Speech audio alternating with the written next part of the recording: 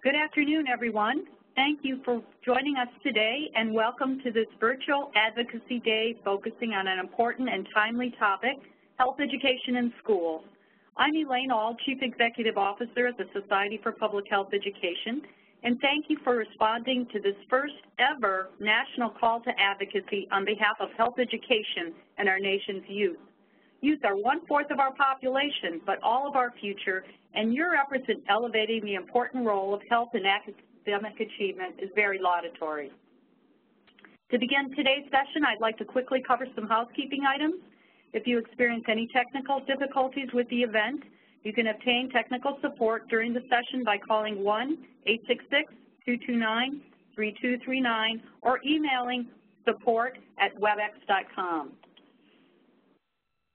We have several other housekeeping items, including that this session is being recorded so that our colleagues who could not be live with us today can still benefit from the presenters. Additionally, due to the recording, you'll need to use both your computer to see the slides and to hear the audio. You need to dial into the toll-free number in your registration confirmation. Given we have a large group with us, all participants are muted, and we'll save questions and answers to the end of our presentation. However, we do encourage you to submit your questions at any time during the webinar by typing in your question in the question box on the right-hand side of your screen. And one additional item, we have a specially prepared participants guide to our virtual advocacy day, which contains some very important tips. If you haven't downloaded it yet, please go to www.sophe.org so you can follow along and maximize your participation. And now just a quick run-through of our advocacy agenda. First, in our webinar, we'll be talking about what are the issues, who are the players, what's happening in the Senate, and what you can do and ask for support for health education and children's health. From 1 to 3 p.m., you'll be taking to your airways call to action. You'll be blitzing the Senate via social media and the old-fashioned, groundbreaking grassroots advocacy techniques on the phone and by email. And then 3 to 4, we invite you to come back and report your successes on a Twitter chat, talk about the challenges, and then further promote our messages. Given the diverse audience, I'd like to take just a real quick moment to introduce Sophe. Founded in 1950, Sophe is an independent professional association made up of a diverse membership of some 4,000 health education professionals and students, including those in 21 chapters and in 25 international countries. Our mission is to provide global leadership to the profession of health education and health promotion and to promote the health of society. Sophe accomplishes its mission through a diverse portfolio of programs, including developing professional preparation and practice standards, advancing research through 3 peer-reviewed journals and publications, providing continuing education through meetings and distance education, supporting professionals through scholarships and awards, and advancing a policy agenda for health education and school and public health. For the past 17 years, Sophe's coordinated an annual health education advocacy summit during which we provided intensive advocacy training by top experts and an opportunity to visit with congressional representatives on the Hill. We're excited to announce the dates of our next summit, which will be October 15th to 17th in 2016 and here in Washington, D.C., and we also invite you to save the date for Sophe's 67th annual meeting, March 31st to April 3rd, 2016 in Charlotte, North Carolina. Please watch for our call for abstracts coming in early June. And just a reminder, you're all encouraged to spread the buzz about health education in schools and by tweeting throughout today with these connections, #HealthEdAchieves, #ECAA for Every Child Achieves Act, and @SopheTweets. Please join us. Now on to today's presenters. We're extremely proud to have the top and accomplished advocates to lead us in this effort today. Our first presenter will be Sharon Murray, who's co-chair of Sophe's Children and Adolescent and School Health Community of Practice. And she's president of RMC Health, a nationally renowned organization for professional development in school health and health education located in Colorado. Prior to joining RMC Health in 2008, Sharon served as the Executive Director of the Society of State Directors of Health, Physical Education, and Recreation, where she coordinated the Coalition of Friends of School Health and testified to Congress on behalf of school health. In her prior life, Sharon provided state-level training, technical assistance, and evaluation services to Florida's 67 school districts. Our second presenter, Dr. Amy Thompson, is Sophe's trustee for resolutions and policy. She's an associate professor at the University of Toledo, and in addition to her esteemed various academic positions throughout her career, she served as the Director of Education and Policy Development for the Ohio Coalition Against Gun Violence as a registered lobbyist and conducted numerous studies on the impact of firearm policy on injury prevention. In addition to Sophe, Amy is a former Eta Sigma Gamma president, and her research has been published in many peer-reviewed journals. Our third presenter will be Jeff Goodman, who serves as Sophe's Chair for Policy, Advocacy, and Resolutions. He holds an MPH in Community Health Education, a graduate certificate from George Washington University's program in LGBT health policy and practice, and is currently completing his doctorate in public health. Jeff recently became an adjunct professor at George Washington, teaching in the same program he attended. He's also highly involved in APHA, serving as the National Action Board co-chair for policy, the policy chair for the HIV section, and the policy coordinator for the LGBT caucus. Jeff has been in public health practice for nearly 15 years in a variety of leadership and executive roles for nonprofits and government commissions. So I'm pleased this afternoon to turn it over to Sharon Murray, our first presenter. Sharon? Thank you, Elaine. It's my great pleasure and honor, really, to be part of this exciting and innovative day today. Why are we all here today? We're taking important time out of our work day. Why do we have more than 350 persons signed on to Sophe's petition to make health education a core subject in schools? And why have more than 25 national organizations so far joined us in this crusade? First, we have solid scientific evidence that health education is instrumental to students' academic achievement. Students who are healthy are more likely to graduate high school, which is linked to multiple predictors of healthier economic outcomes for society. Second, we know that in schools there are many pressures today, and if health education is not designated as a core subject, it is easily axed from the budget. And finally, we have a major opportunity in this country with the Elementary and Secondary Education Act reauthorization to change future generations. And it's you that can make a difference in their health by addressing health education in this legislation. Health education in schools is critical to health and academic achievement of our nation's children, and it forms the basis for lifelong positive healthy behaviors. According to the U.S. Department of Education, there are some 55.5 million students enrolled in our nation's schools pre-K through 12th grade, and they spend on average more than 6.5 hours per day in school for 180 days a year. We have a major opportunity to infuse health into the curriculum to help these young people develop lifelong healthy habits, which we know begin at an early age. Today, health education is not considered a core academic subject, and as a result is deleted or marginalized by schools. Schools quite simply have many competing priorities with scarce resources in which to address them. Currently, schools cannot use Title I or II funds to pay for health education. Jurisdictions that are economically challenged and have significant health disparities are disproportionately more reliant on federal education dollars.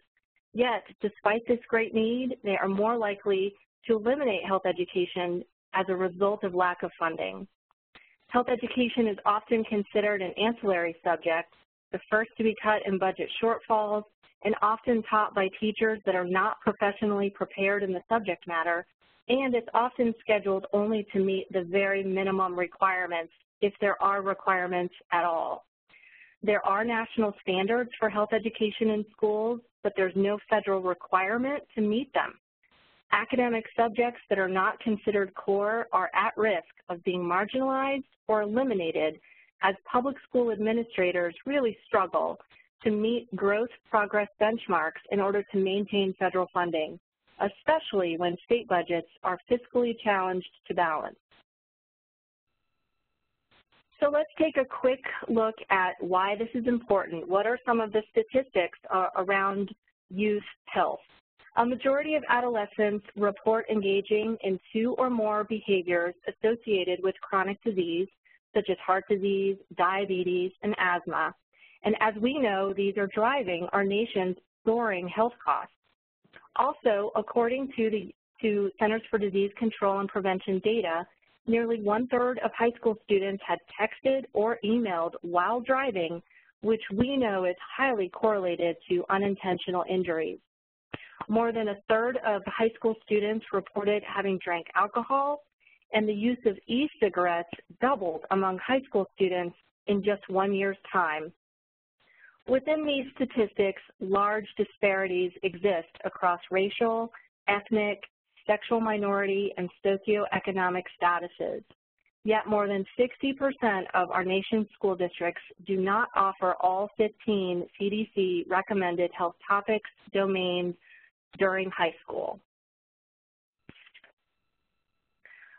But we have the answer. Health education can and does address these issues, and most importantly, contributes to student academic achievement. Based on scientific studies, we know health education helps prevent tobacco use, alcohol use, binge drinking, dating violence, bullying, and obesity. Health education improves and promotes good dietary behaviors, increased physical activity, and positive social and emotional skills. And health education contributes to a reduction in absenteeism, improvement of achievement tests and grades, and improved high school graduation rates.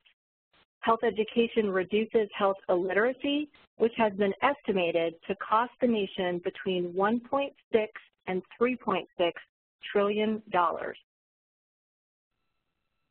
We know the statistics, we know the need, and some policymakers do understand this. Yet many in Congress hear the words health education and automatically think sex ed, rather than having a real understanding of the breadth and depth and the emphasis on health education as part of our efforts to address the needs of the whole child.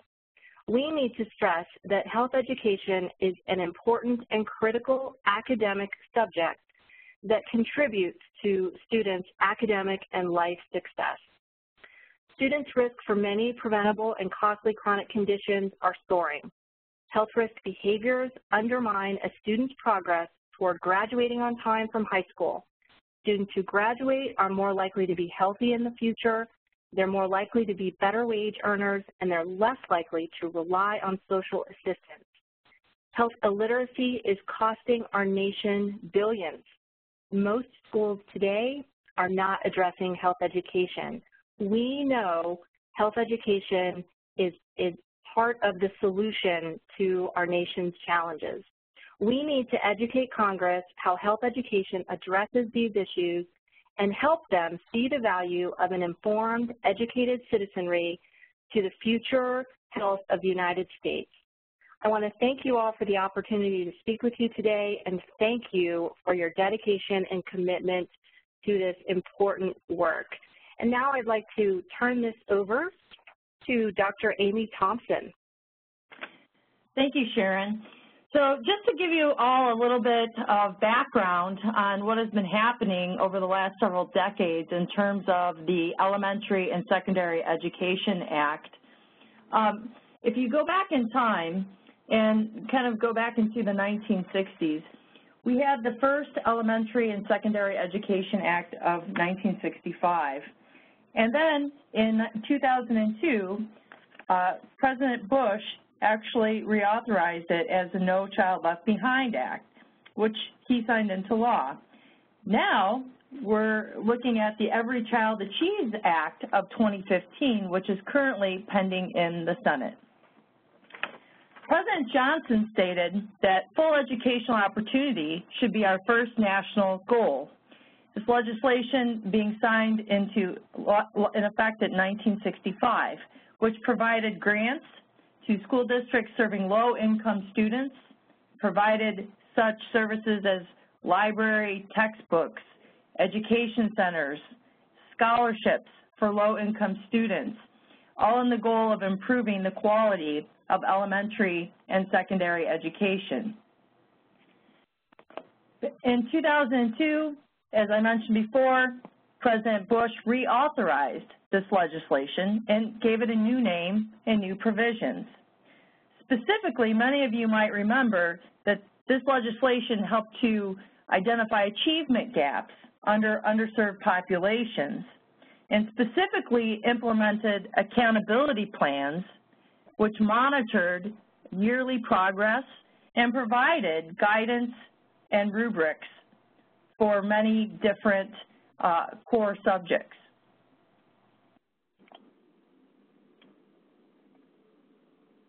What we also see is that this created a form of accountability and measurement.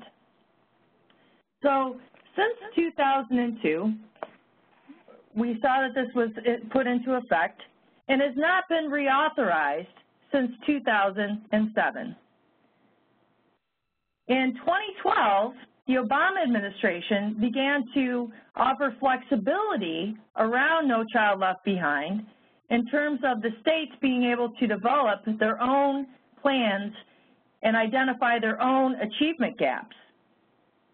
In January of 2015, Secretary of Education Duncan called towards Congress to create a new law and to improve access to quality for preschool and elementary and secondary schools that would include new innovations throughout the school year and advance equity and access for all.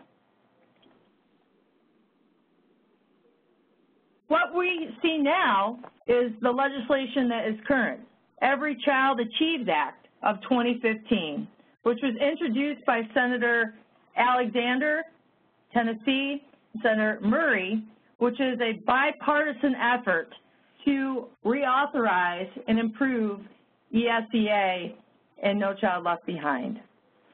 This current bill is over 500 pages, of which there are summaries available online that you can access for continued background information.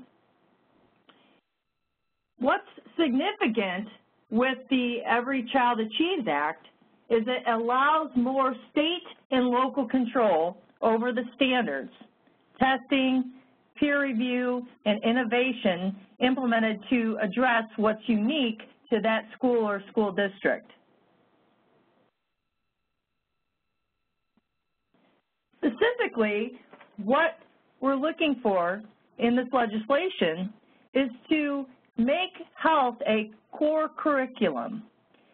And by core curriculum, we mean that this has to be offered, and within that, it's not necessarily prescribed in terms of how often. Many core subjects are core, obviously core curriculum are evaluated, others are not. For example, physical education, music, health education are all subjects that are not tied to a specific evaluation or achievement metric. If health education became a core subject, the actual curriculum and frequency would be subject to local control.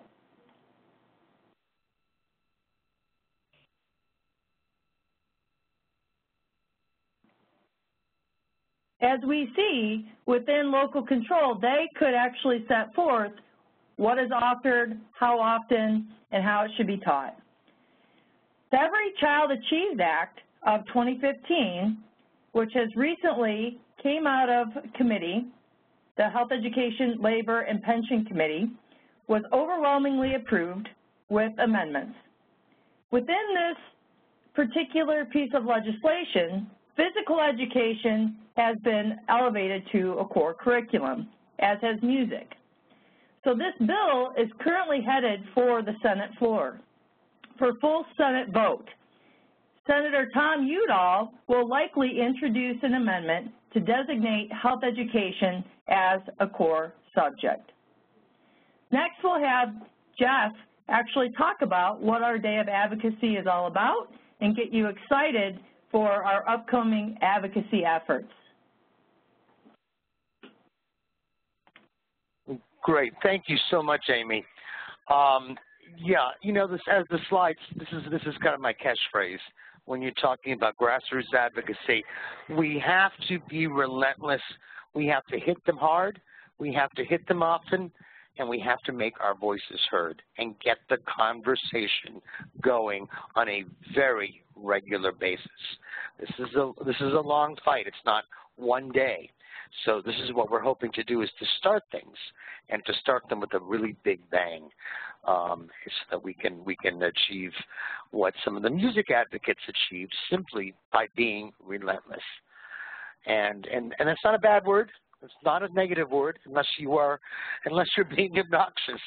So, you know, again, it just means the passion that you have for health education that we all share will come out and will become known to our elected officials.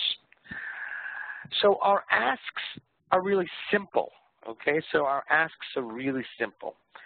We're going to be asking that in the Every Child Achieves Act, that health education, that health be a core subject, just like geography and arts. Those have been core subjects. And we want to talk more about subjects than we do curriculums, and there's some nuance. I'll get into that in a moment. But again, health as a core subject, just like geography and arts. Master that phrase. Now, we are also going to ask, through social media, through all sorts of techniques, we're going to ask whoever you speak to consider co-sponsoring an amendment that is likely to be introduced by Senator Udall that Amy just spoke about, that will accomplish this. Senator Udall has been an ally for us and is now really becoming a champion role. And if you receive, by the way, positive feedback, let's say you sent an email, or let's say you did a tweet and you got a response from the office that said, yeah, we're interested, you know, lickety split, you're going to get it back to us, Cicely or anybody at Sophe, and let them know who this is, because we're going to all follow up with this. Just because you send something into the Twitter sphere or the Facebook sphere or the email, you know, whatevers, you can get a response. And you'd be surprised at how, you know, it doesn't happen. Don't expect it at all the time, but it does happen. And conversely, just to prepare you, sometimes you're going to get a response that has nothing to do with what you asked. We've seen that some of our members have tried to email, for example, and the email gets clumped into a you know, pile about ESEA. So the response, the representative's response has more to do with the other areas. This is a very, very large bill, 500 pages long, covering such a wide variety of politically charged items. We should just be aware of that, you know, to talk about this. This is our interest. Two asks, really. Health as core subject, and would you help Senator Udall? That's what we want today. There we go. As I said, there's some nuanced language that has been suggested to us by some of our allies on the Hill. So instead of talking health education and health promotion for today, as we talk to the senators and their staff and the committees, let's just talk about health class, health, you know, subject. Let's talk about core subjects, not core curriculum. And also, and I can't even tell you the reasons why, but Every Child Achieves Act is the preferable, which is the current legislation. So that makes sense. Every Child Achieves Act of 2015, again, sponsored by Republican Senator Alexander and Democratic Senator Patty Murray. ESEA, if you reference that, is okay. We have been advised not to talk so much about No Child Left Behind. And we'll just leave that just so you know it, okay? I've learned a long time ago when someone who's in the weeds gives me good advice about language, you follow it. You follow it. It's just like cultural competency. So make sure it's clear in your communication that no amendment has yet been filed, but it will be. And, we will follow up. If someone says, well, I want to see it right away, you let us know that, and we'll hook them up so that they get that right away. It is being worked on. So, again, this is a good response. But you may conceivably get some response back through electronic means asking for that amendment, even though it's not filed. Okay, how do you, this slide is actually duplicative. Let me skip right over here. Here we are. Okay, so we are from all over the country right now. I'm sitting here in Los Angeles, and how do we make our voices heard on Capitol Hill today? Well, number one is the Facebook newsfeed.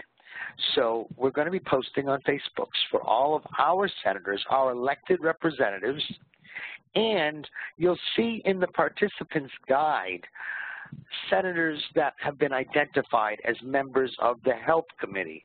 Well, we talked about that earlier. That's Health, Education, Labor, and Pensions. That's the committee that produced this bill and passed it out of committee with near, I think it was unanimous or near unanimous support. So it's okay if you are not a constituent to contact someone on health because they do serve national roles. But definitely get a hold of your own representatives. As a constituent, you have enormous power, and so many people just don't appreciate that. You have a right to be heard by your elected representatives, and 99% of the elected officials I've ever encountered up there really take that seriously. They can't all be there for you all day, but they take the responsibility seriously to listen to your thoughts. So Facebook is one thing. Twitter feeds. We're going to be using two hashtags today, Health Ed Achieves and ECAA, hashtag ECAA. For those of you somewhat newer to Twitter, the hashtag, which is in popular culture and in a lot of people's vernacular, verbal vernacular, but that allows for measurement of activity and trending. So it really does have a sort of technical purpose behind it as well, so we can kind of see where we're going with it. Then there's the medium school, not old school, but email. That gives you a little more space to make your case heard. And if you can add a personal story, add it. It may be about your child. It may be about your local town school district. It may be about the diabetes rate in your city. Or if you're talking to a senator, of course, if you have state data, he is so much the better. The point is, with the additional space, make it really worthwhile. That if we want to stop these chronic diseases, if we want to stop unintentional injury, if we want to have healthier youth, then we need health education. And if you can add a face to that, whether it be your face or your child's or your community's, that's really powerful. Now, as far as email goes, it's preferable to use direct email. So, for example, I use jeff@senate.gov.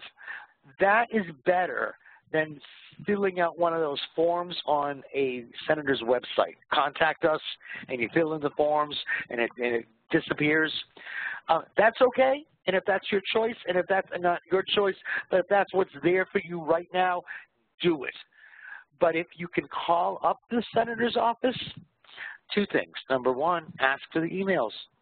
Ask for the health aid and ask for the education aid. They are usually different, and they both need to be educated on this. Unfortunately, in the Senate, things are very siloed, so health and education don't always communicate the way we would like. But get their email address and send them an email. While you're on the phone, ask if they're around and talk to them. And they're going to be nice. Now, chances are the senior health aide for a senator or the senior education aide for the senator, chances are not going to be available the moment you call. So one of two things can happen. You're going to get put through to a junior aide who may be very young and you may know nothing about. You could be the subject expert in comparison, but that's okay. Or you might just get that front desk person, and they are both responsible, in a very serious way responsible for recording your feelings, notes, and comments. And that must be produced as a report to the senator. So it's okay, talk, and if you get an 18-year-old who's taking that message, because sometimes you will, that's great, because they tend to be more diligent anyway in writing down everything you say. So take advantage and get the emails, and then send the email to the higher level person, if you will. These are our tools for today, and we want to use them all. There's nothing wrong. Just because you send a Facebook posting doesn't mean you don't call. Just because you put a tweet into the world doesn't mean you're done. And in fact, we've got a couple of hours. Put a couple of Facebook posts on. Time them apart every 40 minutes. No rule of thumb here. You don't want to be obsessive. You don't want to sit there and every 2 minutes fill up their feed, because that doesn't look good. But have a few, because what we've done in that participants guide is we've given you the language, proposed language. You can certainly do as you need or wish, but we've given you some really solid language. Elaine Caldwell from Sophie's staff, it's just, she's our social media guru. I mean, I've learned so much from her. And communicating in these channels, if you aren't used to it, it's different than what many of us sort of grew up with. And let's see, all right, so again, use your participant guide. Review the samples. Do not be shy. Please, I know, I've worked with Sophie now for 4 or 5 years, whatever it's been, and I've never met a group of people who are more passionate about the need to have health education present in school at all age levels.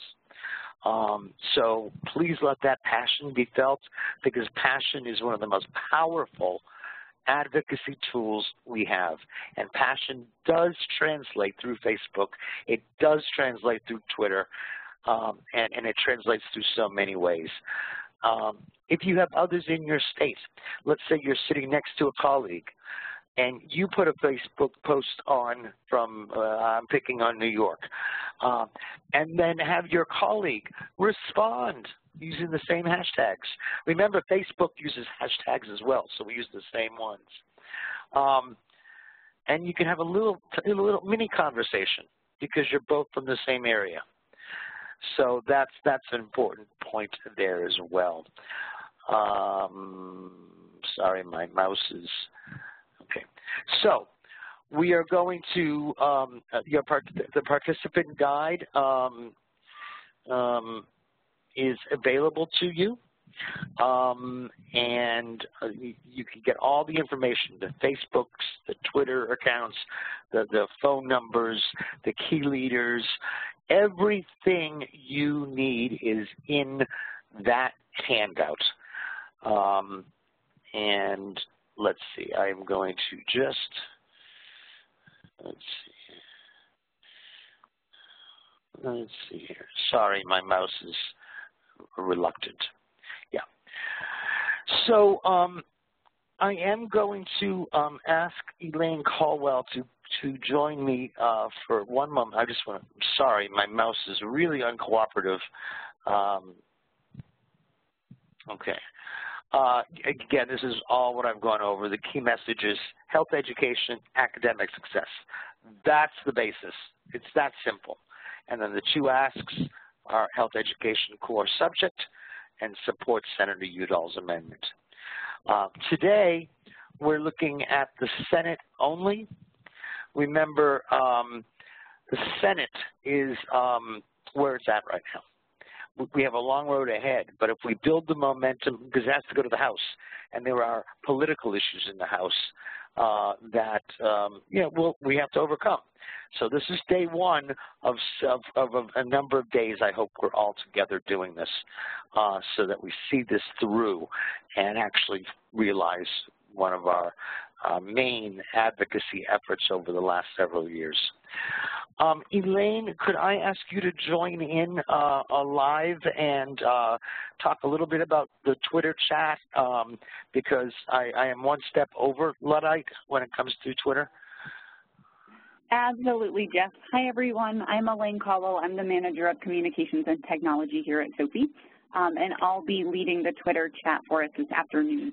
At 3 o'clock, we ask you all to come back online and join us to celebrate our efforts today, as well as talk a little more about the issue. There are questions in the back of your participant guide that Sophe will be asking, and those questions are going to be followed by the hashtag HealthEdAchieves, and that's our main hashtag for this Twitter chat. So if you go on to Twitter and you search for the hashtag HealthEdAchieves, you will find the chat, and that's it. So we ask you to come back at 3 o'clock. We're going to tweet a question. You already have those questions in the link provided for the participant guide. And respond to those questions, add that hashtag on there, add ECAA, so anyone looking for the Every Child Achieves Act online will also see what we're talking about. And that is it. So once you do your outreach, go ahead and look at those questions. You can formulate some answers in advance. 140 characters are our limit, but you can send more than one answer, more than one tweet to respond with your answer. And we'll just have a conversation online to make it more public what we're doing. Great. Thank you so much, Elaine. At this point, we'll come back to questions. Again, I want to say on behalf of everyone who has spoken to you today, today is big and we thank you. This really is big. It's a window of opportunity that hasn't happened in years, and if we don't take advantage of it, we risk losing that window. So let's get out there. Let's hit them hard. Let's hit them often. Let's make our voices heard and let our passion come through. And now, with that, we'll open it up to questions. Elaine, will you moderate that at least? Yes, thank you. And thanks to Sharon, to Amy, and to Jeff for wonderful presentations this afternoon, hopefully informative for all of you and gives you the really just the core nuggets that you need to go out and take action. So we do have several very good questions here in the queue. And the first one has to do with what is the estimated federal expenditure if the law passes and local school districts use Title I and II funds for health education. Is this budget neutral or are additional appropriations necessary? So I can answer that, and fortunately it's budget neutral. So the Title I and Title II allocations to a jurisdiction are unrelated to core curriculum. For example, music was added in committee, and there's no additional requirements or modifications of the allocation formula. So it's completely budget neutral, and it'll be up to the school districts or jurisdictions or departments of education, whoever is in charge of that money, to decide if it is accessed for that subject. Thank you, Jeff. And we've had a question related to the difference between Title I and Title II. Can you, I know, as you mentioned, the bill is very large, but just give a broad brush of the difference of uses of funds in Title I versus Title II. Yeah, in very broad terms, it's highly complex and so easy. If Title I pays for the classroom, it pays for the teacher's salary, it pays for the whatever's in the classroom for the students. Title II provides the training and curriculum development and sort of the back end of what teaching and education is about. So in broad strokes, that's the difference between the two titles. Thank you. How would you characterize if a question is asked, how would you characterize the return on investment from the Udall amendment? I don't want to, sorry, I'll just go. So return on investment, when you're talking about the, I'm not sure what time frame you're looking at. So if you're talking about a return on investment in 1 year, I don't know if that can even be measured. But if we know, and we do know, we have the scientific studies to show health behaviors, not only, direct health that leads to chronic disease, but also behaviors such as violence and propensity. All of those are reduced, and what is the return on that over what period of time? So while that is a little bit vague, it's kind of like, we can take it out 10, 20 years. Washington never, ever goes out more than 10 and usually tries to keep it to 3 on ROI. I don't know if I've been responsive to the question, but that's what I'm saying right now. Well, I think you provide very good direction, Jeff, in the context that is pointed out with various studies that were referenced today and over time that have been done that show reduces in risk behaviors, improvement in reducing absenteeism, improving high school graduation rates, all these kinds of things. So there's a lot of different variables that one can look at in terms of a return on investment, not just $1 amount. Yeah. There's questions. Oh, I'm sorry. Go ahead. I was just going to add, and again, this is budget neutral. So this is no money. So it's not like we need to show, oh, I need $1 million, here's what you'll get back. This is like, no, just put these words in, okay, and let's start having some innovation and let us measure how much population improvement there is. Okay.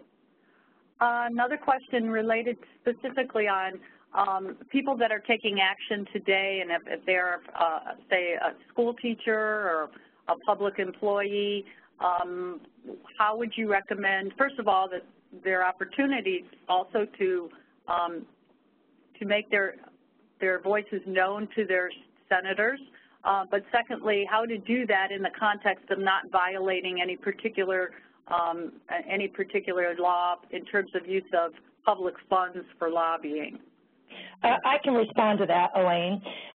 Remember, there's a difference between lobbying and advocacy. And so in terms of advocacy, if your conversations are around adding health as a core area, certainly that's more generic. If you are having the specific ask of submitting the Udall amendment, then that's more prescribed in terms of lobbying. My recommendation is if you're concerned about that, then, using your own cell phone, using your private email, and then you don't have anything to worry about. But whenever you have that specific ask, if you will, of legislation, then that's known, of course, as direct lobbying. Yeah, I agree, Amy. It's safer. You never know, even though you're completely right, you never know what that immediate boss is going to be thinking. And so if you do it at lunch, if you do it with your own cell phone or PC, you're safe. Not safe. You're in the complete right. Okay.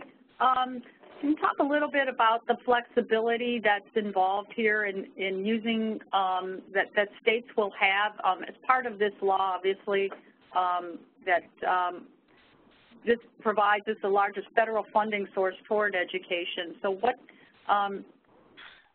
using the advantage of having some kind of flexibility in this, in the use of the funds and local control, can you speak to that issue?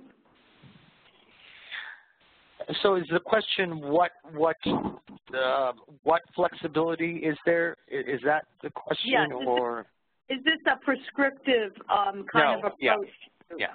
It isn't, and in fact, that's one of the things that I am on for Sophe, trying to work on for next week, are some talking points to those who are opposed to this, because we, sometimes we say the word health, and some people hear the word sex, and so what we really want to say is, this is really local control.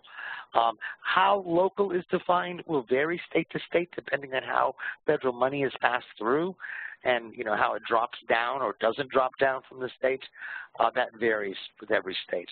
But for example, if a community wanted to offer health education as a class that's offered every single year, just the same level of frequency as reading or whatever, and build a curriculum that would end up in high school talking with intimate partner violence and sex and everything else, they can do that if they want.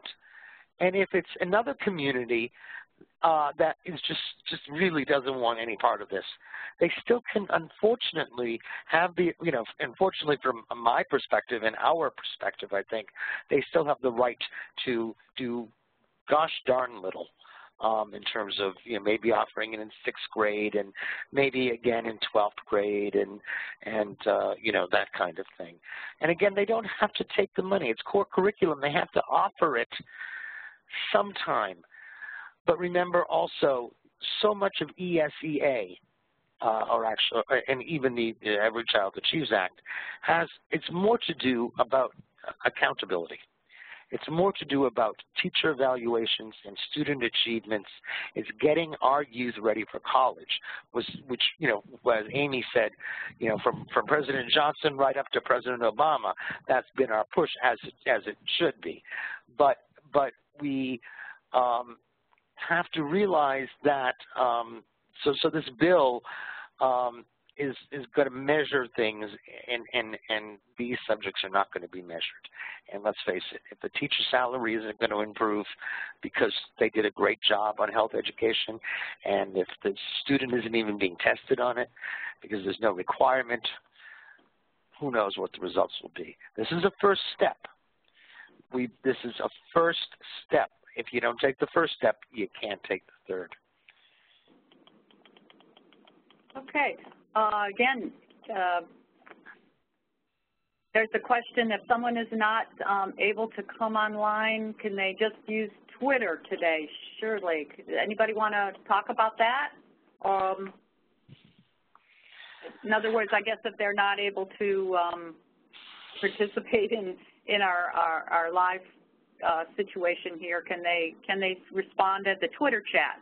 In other words, if someone hadn't joined us earlier, can they be part of the Twitter chat at 3 o'clock? And the answer to that is certainly yes. Come one, come all. We would love to have you.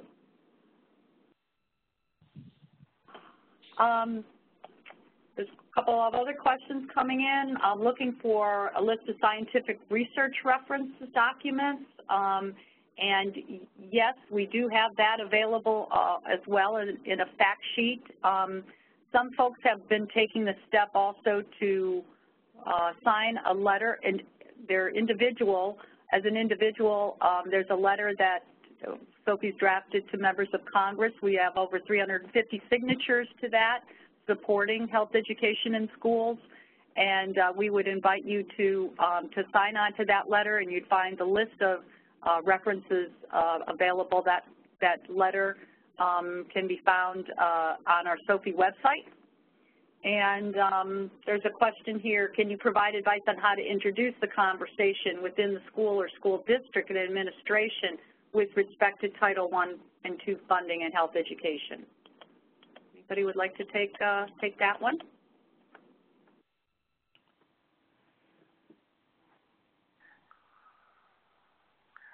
Well, you're probably better suited, the person asking this question is probably better suited to answer it than we are, because you know your district, you know what's going on, you know the politics, you know the pulse better than we do. From my perspective, if it were my hometown where I live, yeah, I'd go right to the mayor. I mean, and say, look, we need to do this. And how can we advocate as a city? Our lobby, the city has a lobbyist. Some cities do, depending on the size. But there are other cities where that's not so cool, and we have to recognize that. So that's a difficult question, and it may be something if you feel whoever this is would like to discuss with Sophie.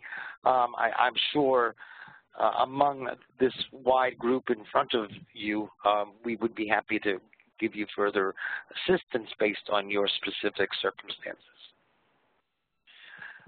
Sharon or Amy, do you have any comments for that? Additional comments? Is Sharon still on? Yes, this is Sharon. No, I think Jeff's absolutely right. The only other things I would suggest is about ways to approach the superintendent, certainly, and I would always encourage asking questions. Just say, you know, this is an important issue to me, to my family, to our community, and here's what I think, and tell me what your thoughts are. Tell me what's going on in the district, and just start that conversation and have some data, have some important local community information. But that's how I would start it with the superintendent. Just ask the question, gauge their interest and gauge their even understanding of what's going on and what are the important issues, and take it from there. And yeah, Sharon, that's really good advice. Keep in mind also, again, this is for your knowledge, just for your background knowledge. Federal funding of education is actually a low percentage of the total dollars spent on a child's education.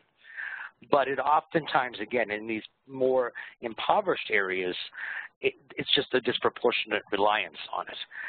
So again, I'll pick on my community. We need a new program. We just go raise the sales tax another 0.5%. We're at 10.5% sales tax right now. And it's all for schools, and that's wonderful, and they pass overwhelmingly. Not everyone is like that, this particular city. So Sharon's advice is great. Start the conversation. Ask. Get feedback, thoughts. That way you know what you really are dealing with and what that superintendent is feeling. Because sometimes things can be done without Title I or Title II money, because most of the money is not Title I and Title II. And Jeff, if I can jump in for a second, I think going back to the earlier question as public employees, how much can we advocate? And, certainly the folks that the legislators would love to hear from are the superintendents, the principals, the educators. And, to try to tap folks outside of the health education profession to get them to contact their legislators is very, very effective. And I think, much like when I go advocate, I might be a professor at the University of Toledo, but I can use that for identification purposes, but I still am advocating on my own personal behalf. And so, you can make that phone call and say, I'm a principal, I'm a superintendent, but, I'm calling on my own behalf, but they still know then, who you are and kind of what you do. So I really challenge each of us to try to relay this information back to the educational folks to try to get them to, join on board with advocating on this issue as well. Yep. Okay. And one last thing I might add, this is just to say that, many of us as health advocates always come at it from the health perspective, but really when talking to those in education, such as the superintendent, we need to reframe our messages to what their goals and the wins for them are, and that's why so much we're emphasizing academic achievement and the link between health and academic achievement. So that'll pique their interest because that's certainly what they're measured on and what they're accountable for to the community. I think we have time for one last question, and there's one here about we have some students in college today, and how would you suggest they get involved in this campaign, and are there anything specific resources they can do? How can they help add to the movement? Oh, my goodness, they can add enormously, just like they've done always at our advocacy summits. Each and every single student can get on the social media, on the email accounts, and have conversations. As I mentioned, if you're both from the same state, get 2 or 3, so that there's actually a conversation going on in someone's news feed. you know, that's a great way to do multiple postings without seemingly being pushy. So every single student, and I'm assuming this is someone high school or above perhaps, you know, they can use their home address, they can use their school address, you know, if they want to, you know, or they could use both. They can use both. The one thing about congressional or senatorial offices, no one's verifying your address. I'm not saying lie, but, you know, if you happen to be, you know, going to school in one state, it's okay to call that senator, say you're a constituent. But that's just, you know, my pushing the envelope. Also, just to kind of give a plug as a former ADASA-McGammon president, many of the students on the call might be members of ADASA-McGammon, and this would be a great opportunity for you to send out the information to your chapters and try to mobilize them in terms of contacting their legislators and, you know, standing up in their classes and even telling their faculty members about this. I mean, we really have to do a good job of canvassing everybody. We know we have a very short period of time that we can be effective on this. So everybody, if they can be their own advocates and, you know, tell the folks around them and their colleagues and peers, this is the way we really need everybody to approach this. Okay. Well, again, thanks so much to all of you who've taken the time out of your day to participate in our webinar, and hopefully we've given you some important information and tools to that can be put to good use in the next 2-hour window. Contact your 2 senators. Go to the participant guide. There's a link right there if you don't know how to get in touch with them by phone or email, or to see what their Twitter handles are. Use all of those tools that are in the participant guide. Take the time to expand that list to also go beyond and contact members of the Health Committee. They are the ones that are going to be most influential, as well as our Senate majority leaders when this comes to the floor. So spread your messages out. This is the time that we all have to stand up, be counted, be heard. It's so important to the future health of this nation that we get out there and we incorporate health education in schools. We know how important it is to academic achievement, and we also know how important it is to the 55 million students that are going to then one day become adults and healthy, productive adults, knowing how to make informed health decisions. So we join you this afternoon in getting out the word, making our voices known, and look forward to hearing about your opportunities and your further questions at 3 p.m. on the Twitter chat. Thank you again for our speakers and to all of you for participating today. This will conclude our webinar this afternoon.